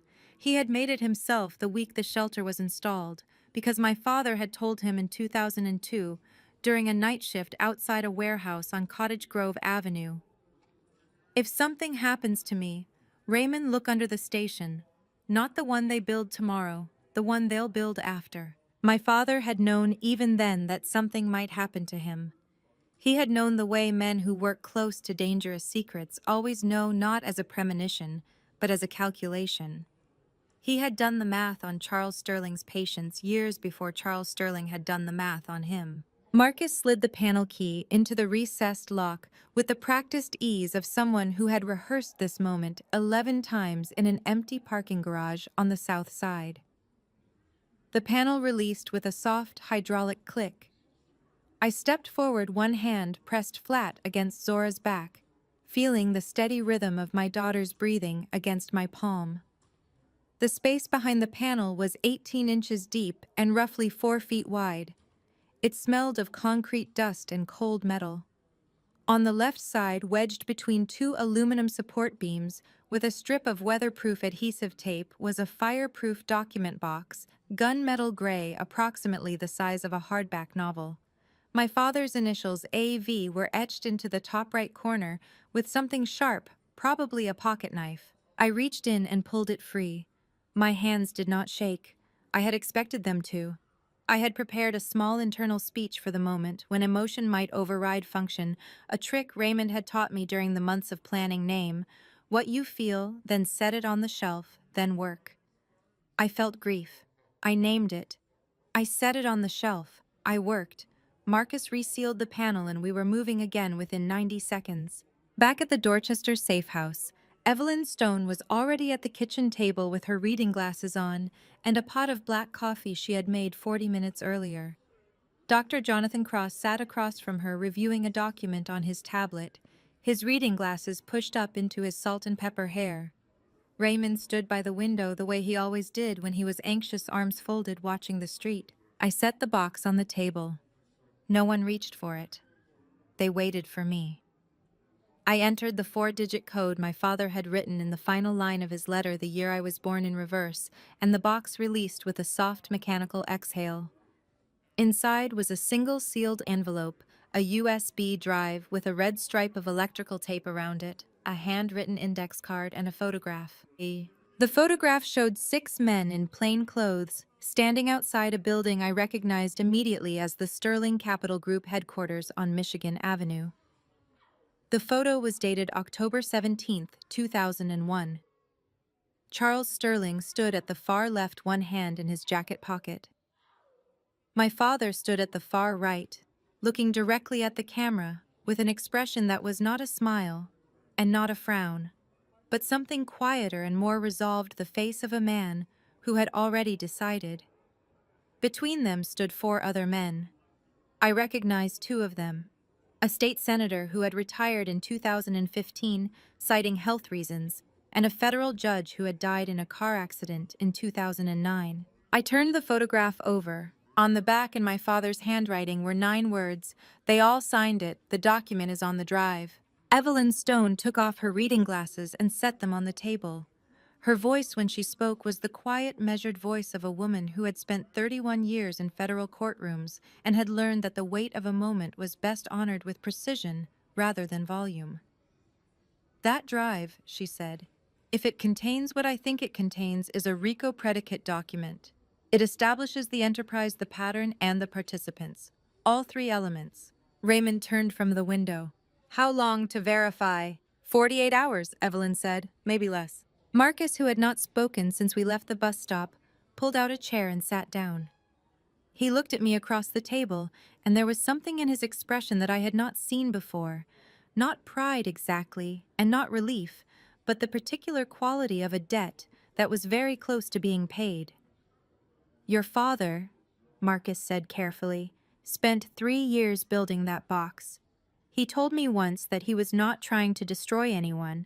He was trying to make sure that when the time came, the right person was holding the right evidence in the right room." He paused. "I think he knew that person was going to be you." Zora stirred against my chest, made a small sound, and settled back into sleep.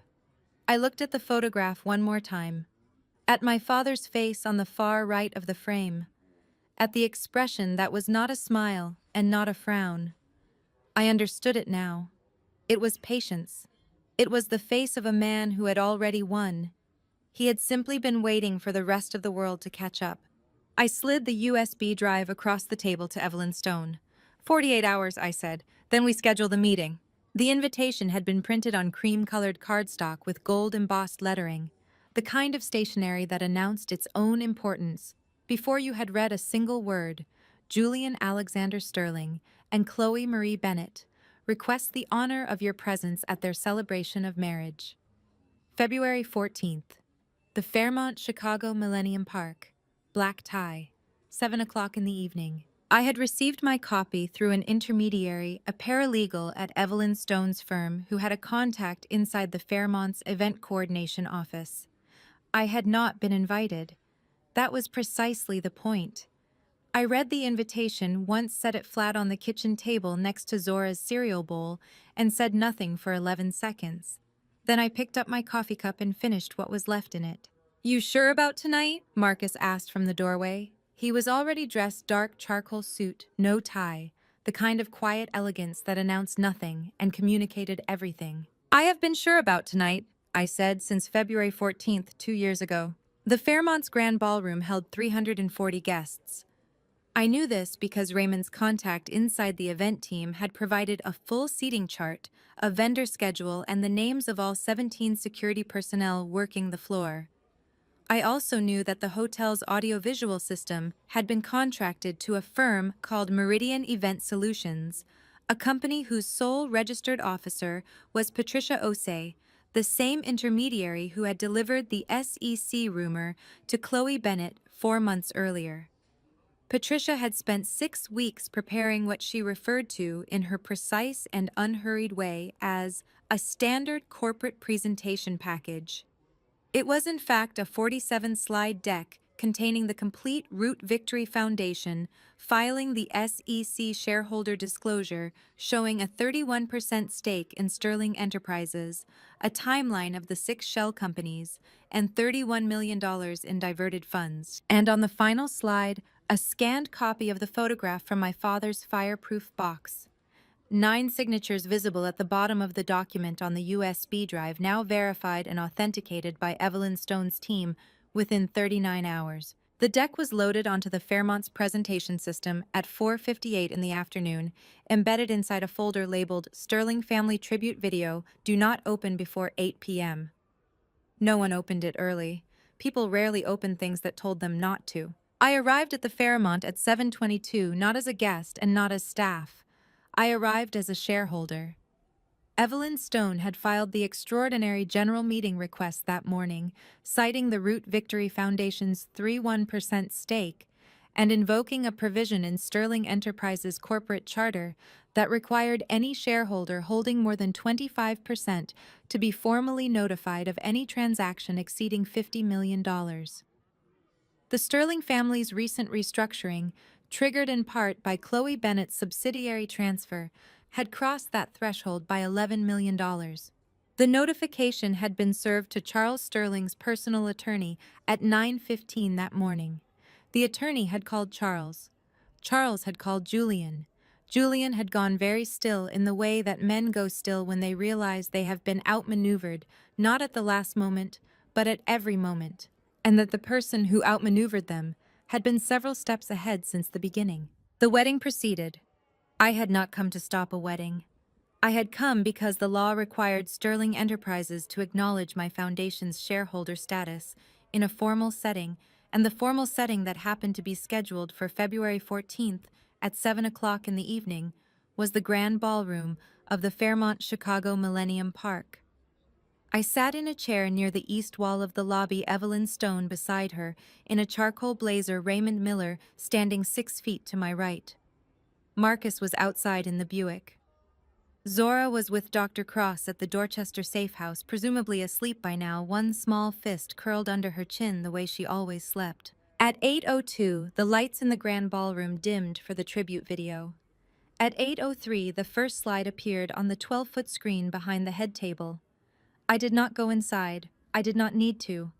I could hear through the closed ballroom doors the precise moment when 340 people in black tie realized that the video they were watching was not a tribute to the Sterling family, but an itemized accounting of everything the Sterling family had taken and from whom they had taken it. I heard it in the way sound changes when a room full of people stops making noise all at once. Evelyn Stone looked at her watch. The SEC liaison is outside with a federal notice, she said. Charles Sterling's attorney will receive it in approximately 4 minutes. Good, I said.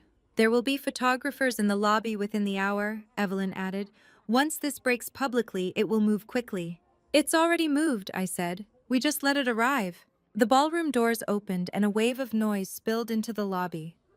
Not panic, not shouting, but the particular chaotic murmur of people who had dressed for a celebration and found themselves inside a disclosure. A woman in a silver gown walked quickly past without looking at anyone. 2 men in tuxedos stood near the coat check speaking in urgent clipped sentences into their phones. A waiter carrying a tray of champagne glasses stopped in the middle of the lobby, looked around at the sudden disorder, and simply stood there holding the tray level with both hands as though stillness might help. Julian Sterling came through the ballroom doors at 8'11", bow tie, loosened face, the color of old ash. He stopped when he saw me. I did not stand. I did not move toward him. I simply looked at him with the same calm, level expression I had been practicing, without knowing I was practicing it, for the past 2 years. Clara, he said. His voice had the quality of something that had been rehearsed and then forgotten at the moment of delivery. Julian, I said. He looked at Evelyn Stone. He looked at Raymond Miller. He looked back at me, and something shifted in his face. Not anger, not calculation, but a species of recognition that arrived as it always does too late to be useful. I didn't know, he said. About your father. I need you to know that. You knew enough, I said. The recording confirms what you knew and when you knew it. Your attorney has a copy, so does the FBI. Julian opened his mouth and closed it again. Behind him, through the open ballroom doors, the final slide was still visible on the 12-foot screen. The photograph. 6 men outside Sterling Capital Group headquarters, October 17, 2001. My father on the far right patient, and already decided. I stood up. I smoothed the front of my jacket.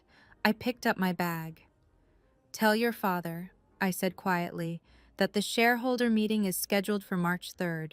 Root Victory Foundation will have 3 agenda items. He should bring his attorneys. I walked toward the lobby exit. Raymond fell into step beside me. Evelyn Stone followed unhurried, the way people move when they have already won and see no reason to perform urgency they do not feel. The cold outside hit my face the way February cold in Chicago always does, immediate and specific, like a correction. I breathed it in. It felt for the first time in 2 years entirely bearable. Marcus had the Buick running at the curb. He looked at me through the windshield as I came down the steps, and even from that distance I could read his expression clearly. I got in. The door closed. Done, Marcus asked. Almost, I said. I looked straight ahead through the windshield at the empty February street. Drive. I want to get back to Zora. Marcus pulled away from the curb without another word. Behind them, the Fairmont Chicago Millennium Park blazed with light. Marcus had been driving the same streets for 26 years.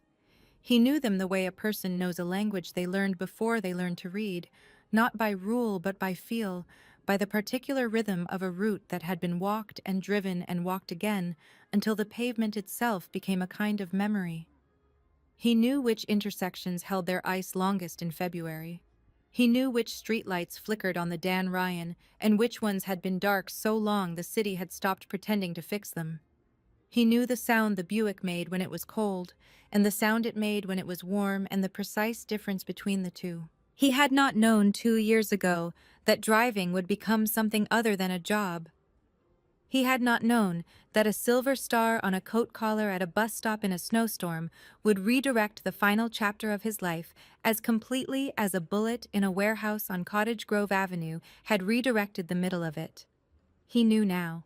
Charles Sterling left the Fairmont at 8:31 through the service exit on the south side of the building, the way men who have spent 30 years controlling the front door instinctively retreat to the back when the front becomes complicated.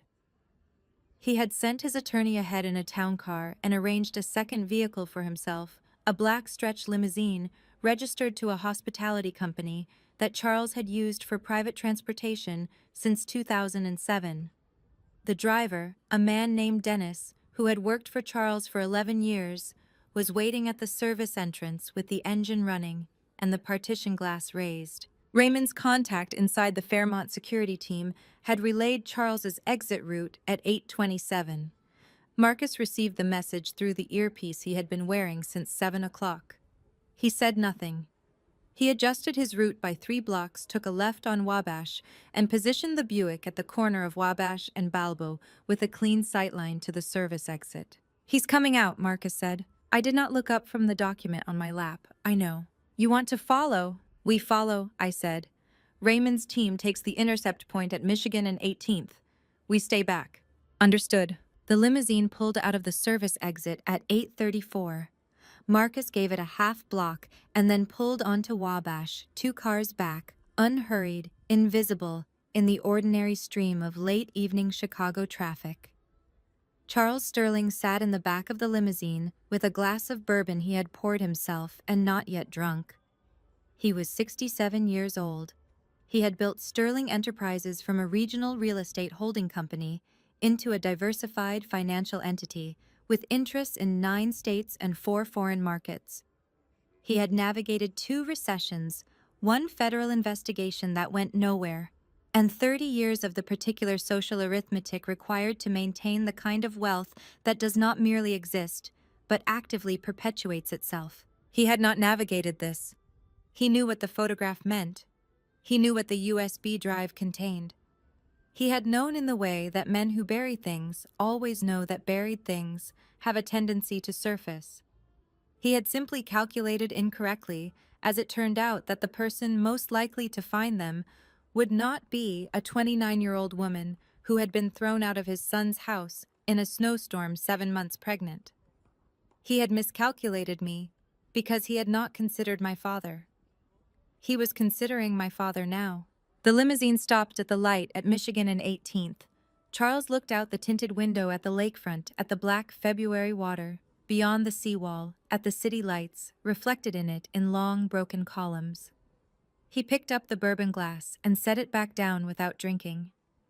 The partition between the passenger compartment and the driver's seat slid down 3 inches. "Mr. Sterling," Dennis said from the front, his voice carrying the particular careful neutrality of a man delivering news he would have preferred not to deliver. "There are 2 vehicles blocking the intersection ahead. One of them has federal plates." Charles was quiet for 4 seconds. "Pull over," he said. Raymond Miller was standing on the sidewalk at Michigan and 18th when the limousine rolled to the curb. He was wearing a dark overcoat and no expression worth reading. Behind him, Agent Dana Walsh of the FBI's Financial Crimes Division stood with 2 field agents, all 3 in plain clothes, a federal arrest warrant folded in Walsh's inside jacket pocket, where it had been since 3:30 that afternoon. Marcus parked the Buick half a block north and cut the engine. I watched through the windshield as Raymond approached the limousine's rear door. I watched the door open. I watched Charles Sterling step out onto the sidewalk in his black tie and his Italian shoes, and his 67 years of accumulated calculation, and I watched the precise moment when Agent Walsh produced the warrant and began to speak. Charles did not run. He did not argue. He stood on the sidewalk at Michigan and 18th at 8:41 in the evening of February 14th, and listened to Dana Walsh recite the charges with the particular stillness of a man who had finally run out of next moves. Marcus exhaled slowly beside me. "That's it," he said. It was not a question. "That's the beginning of it," I said. "The rest is the courtroom." I watched Raymond step back from the limousine as Walsh guided Charles toward the federal vehicle. Raymond stood on the sidewalk and looked north along Michigan Avenue, and even from half a block away, I could read the line of his shoulders, the specific quality of a weight that had been carried for 19 years, and was now, if not gone, then at least shared with a system large enough to hold it. Raymond turned and looked toward the Buick. He could not see me through the distance and the dark, but he nodded anyway, the way men nod when they are communicating something that does not require confirmation of receipt. Marcus watched him. "He's been waiting a long time for that." "So have I said. "So has Zora, even if she doesn't know it yet." Marcus was quiet for a moment. Then he said in the careful voice he used when he was about to say something he had thought about for a long time and was only now finding the words for, "Your father would have let Raymond make that arrest alone. He always said Raymond needed to be the one to close it." I looked at the federal vehicle as it pulled away from the curb. I looked at Raymond still standing on the sidewalk watching it go. "I know," I said. "That's why I stayed in the car." Marcus looked at me. Something crossed his face quick and unguarded, the kind of expression a person cannot prepare in advance, and then he looked back at the road. He started the Buick. "Let's go get Zora," he said. "Yes," I said. I leaned my head back against the seat and closed my eyes for the first time that evening. Outside, the city moved past the windows the way it always does, indifferent, continuous lit against the dark. Let's go home. The federal courtroom on the 14th floor of the Dirksen United States Courthouse was the kind of room that had been designed deliberately and with considerable architectural intention to make human beings feel small. The ceilings were 22 feet high.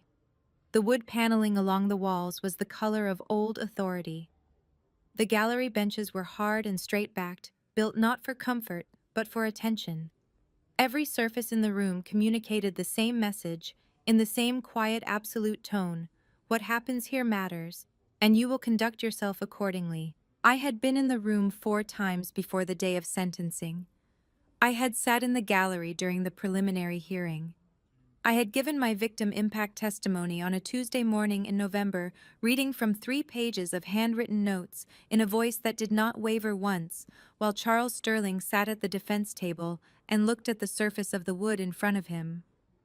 I had been present for the jury's return, standing in the corridor outside because the gallery was full, and had heard the verdict through the closed door: 12 counts, federal RICO statute, conspiracy, wire fraud, obstruction, and 1 count of conspiracy resulting in the death of Arthur James Vance. Chicago Police Department badge number 447, who was actively cooperating with a federal investigation at the time of his death on March 9, 2003, a designation that brought the charge within federal jurisdiction and ensured it would remain in this courtroom, in this record, permanently. I had held Zora against my shoulder in that corridor and pressed my lips to the top of my daughter's head and said nothing at all. Today was sentencing. I arrived at 8:50 in the morning, 40 minutes before the session was scheduled to begin. Marcus dropped me at the building's south entrance and went to find parking. Evelyn Stone was already inside, standing near the security checkpoint in a steel gray blazer, a leather document case under one arm, reading something on her phone with the focused calm of a woman for whom federal courthouses were simply offices with better acoustics. Raymond was in the gallery. I saw him as I came through the door's 3rd row from the front left side, the same seat he had taken at every hearing. He was wearing the dark overcoat and had his hands folded on his knees. He nodded when he saw me. Dr. Jonathan Cross was 2 seats to Raymond's right. Gerald Pitts was at the far end of the same row, sitting very straight, hat in his lap, looking at the floor in the particular way of a man who is doing penance, not because anyone has required it of him, but because he has required it of himself. I took my seat in the front row of the gallery, directly behind the prosecution table. I had brought the coat. It was folded over my left arm, navy blue wool, 30 years old. The collar worn smooth at the edges from decades of hands reaching up to turn it against the wind. The silver 5-pointed star thread was still there, still intact, catching the courtroom light, the way it had caught the headlights of Bus 1147 on a February night 2 years ago. I had not planned to bring it. I had taken it from the closet that morning while Zora was eating breakfast and had stood holding it for a long time, longer than I intended, running my thumb along the star the way my father must have run his thumb along it when he sewed it there. I had thought about Arthur Vance, sitting at a kitchen table with a needle and a spool of silver thread, stitching a 5-pointed star into the collar of a coat he intended to give his daughter, saying to himself, or perhaps to the empty room around him, "It will be necessary." I had folded the coat over my arm and carried it out of the apartment without explaining it to anyone, because there was nothing to explain. It simply needed to be in the room, Charles Sterling was brought in at 9:34. He looked smaller than he had at the Fairmont, smaller than he had at any of the hearings, as though the months between arrest and sentencing had been quietly subtracting something from him that could not be restored. His attorney sat beside him, a thin man in a dark suit who had the expression of someone who had argued as well as the available facts permitted and knew it had not been enough. Julian was in the gallery on the defense side 3 rows back. He had agreed to a plea arrangement in October cooperation in exchange for a reduced sentence, 18 months federal supervision, no incarceration. I had not objected to the arrangement. I had told Evelyn Stone when asked that Julian's testimony was worth more to the case than his punishment was worth to me. I did not look at Julian when I came in. I was not indifferent. I simply had nothing left to feel in his direction that was worth the energy of feeling it. The judge presided. She read the sentencing guidelines. She acknowledged the cooperation of multiple witnesses. She noted with specific language that had been worked on for 3 weeks to ensure it would appear in the record the particular nature of the conspiracy, not merely financial fraud, but the deliberate orchestration of circumstances that had led to the death of a police officer and the subsequent 19-year concealment of that orchestration. She sentenced Charles Sterling to 22 years in federal prison. He would be eligible for review after serving 17. The courtroom was quiet for the 2 seconds that followed, the way courtrooms go quiet, when a number has been said that everyone present understands is real and final. I looked at the coat across my arm. I thought about a man I had never seen sew anything who had nonetheless sewn a silver star into the collar of a coat in the specific patient knowledge that it would one day be necessary. I thought about a bus stop in a snowstorm. I thought about the weight of Zora against my chest in a Navy carrier at 11:42 at night. I thought about a kitchen table and a manila envelope and a USB drive with a red stripe of electrical tape around it, and a photograph of 6 men and 9 signatures, and the particular expression on Arthur Vance's face, patient, already decided, waiting for the rest of the world to catch up. I did not cry. I had cried in private in the bathroom of the Dorchester safe house the night after Zora was born, and in the corridor outside the courtroom on the day the verdict came in, and once very early in the morning, 3 months ago, sitting on the kitchen floor, with Zora asleep in the next room, and the coat laid out flat in front of me. I had given grief its time and its space and its due. I was not going to give it this room. When the session was called to close, I stood with everyone else. I folded the coat one more time precisely and held it against my chest. Raymond appeared at my shoulder. He did not say anything immediately. He looked at the coat the way he had looked at it the first night at his kitchen table, with the recognition of a man who understood exactly what he was seeing. "You're going to keep it," he said. It was not a question. "Yes," I said. "Good," Raymond said. He put a hand briefly on my shoulder light. Careful, the gesture of a man who had learned late in life that the right touch at the right moment is its own kind of language. He'd want you to keep it warm. I looked at the coat in my arms, at the silver star on the collar, steady and small and precisely where Arthur had put it. "I know," I said. "I intend to." I walked out of the courtroom into the corridor, the coat against my chest, the star catching the light one more time as I moved through the doors and into what came next. The auction ended at 10:23 on a Thursday morning in October. Evelyn Stone closed her bidding paddle, made one note in her legal pad, and did not otherwise react because Evelyn Stone did not react to things she had spent 14 months planning and fully expected to obtain. The 55th and Halstead property, the fleet of 12 vans, both of them ours. I exhaled. Quietly into the conference room, air among the folding chairs and the projector light, and the other bidders already moving toward the door. It was not a dramatic exhale. It was the exhale of a woman who had been holding something for a very long time and had finally set it down. Marcus, sitting one seat to my left, heard it. He did not look at me. He simply nodded once at the middle distance. We drove to 55th and Halstead at 11:15.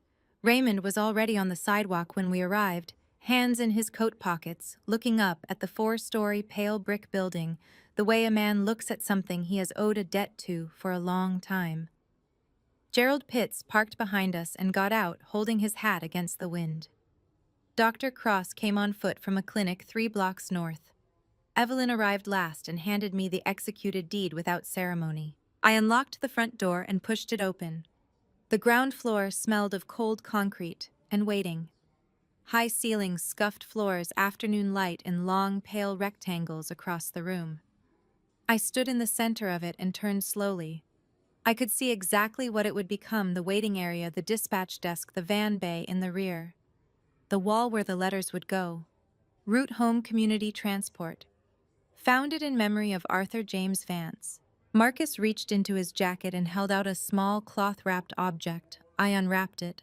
A replica of a Chicago Police Department detective badge. A. Vance. Made by hand from an old photograph. A symbol of a debt finally paid in the only currency that mattered.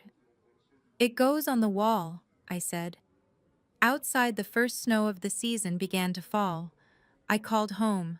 I heard Zora's voice, bright, immediate, entirely itself. "I'm here, baby," I said. "I'll tell you about it when I get home." Then I laughed. Unguarded, warm, surprised by the sound of it. Raymond looked at Marcus. Marcus looked at the snow. I looked at the wall. "I got it, Dad." They say family betrayal doesn't announce itself. It arrives quietly in a signed document in a closed door on a February night when the person who was supposed to protect you hands you a coat and calls it goodbye. I know, because that is exactly what happened to me. I won't pretend the family betrayal didn't break something. It did. But here is what I learned standing in that empty building on 55th and Halsted, holding my father's badge and my daughter's future in the same two hands. What breaks you open is not always what destroys you. Sometimes it is what finally lets the light in. My father used to say, "God doesn't waste a wound." I didn't understand that when I was standing in the snow with 75 cents and a baby I hadn't yet met. I understand it now. Every door that closed pushed me toward the one that was always meant to open. So let me say this plainly. Don't do what I did. Don't wait until you are thrown out into the cold to realize how much strength you were carrying all along. Don't let family betrayal convince you that you are the problem.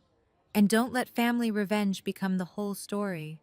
Let it be the chapter that teaches you, then turn the page. Family revenge without purpose is just more pain wearing a different coat. What changed my life wasn't the moment Sterling fell. It was the moment I chose to build something where the damage used to be. If this story moved you, share it with someone who needs to hear it. Leave a comment. Let me know your thoughts. And if you want more stories like this one, you know what to do. Thank you truly for staying until the end. It means everything. And a quick note, the stories I share contain fictional elements crafted for reflection and meaning. If that style of storytelling isn't for you, that's completely okay. Find what speaks to you. But if you're still here, I'll see you in the next one.